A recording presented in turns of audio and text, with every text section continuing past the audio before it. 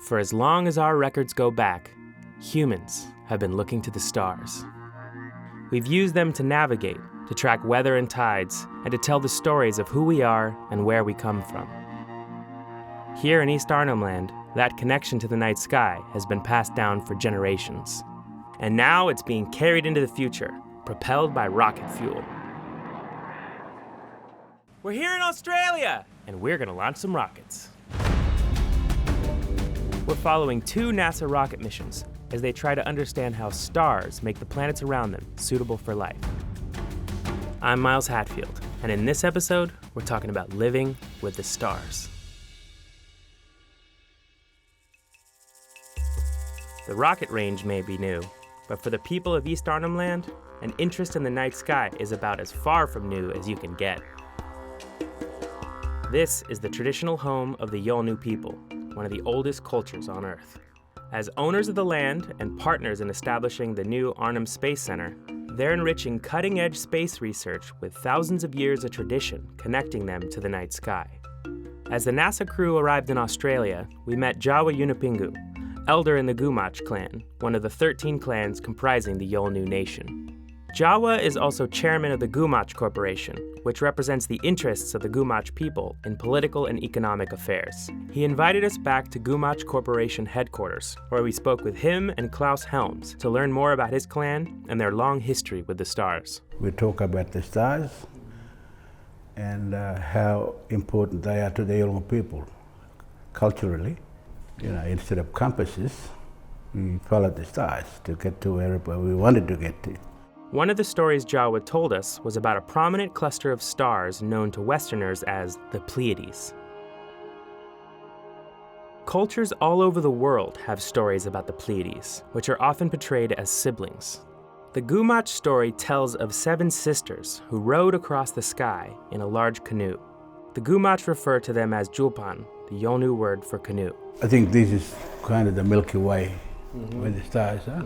Yeah. And the 7 sisters, we sing that in our song lines of the Julpan, them. This is the canoe, the Julpan.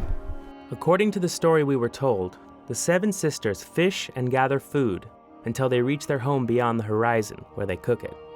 The Yolngu say they can sometimes see the smoke from their fires from beyond the horizon.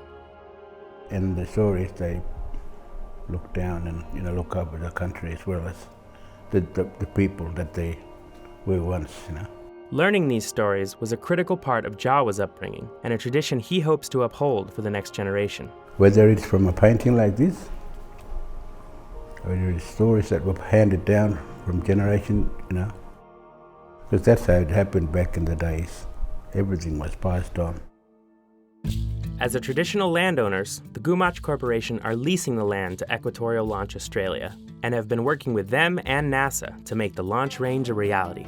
My clan, Gumatj, they were well behind this because we were looking at the future kind of a perspective from us, like the stars play a very important role in our survival. The Gumatj board selected Klaus Helms to join them in 2011, and for the past few years, he's been deeply involved in the project. We had many meetings with NASA people to see if it was even possible. When Scott first got here, we were walking through the bush with the compass, through all those trees, and he was trying to visualise, could it be done? And, we just had to assure him that, yeah, we can do it, we'll do it. And, the next time he came, it was all cleared.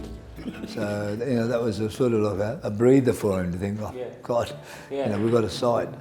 In a few short days, that site will be put to its first test as it propels a rocket into the night sky for an even clearer view of the stars. But there's one star you can never see at night. I'll give you a hint. Today, it continues to grow our food, light our way, and keep us warm. That's not food. That's right, our sun. Next time, how our sun helps us understand habitable worlds elsewhere in the universe, and how it can mislead us.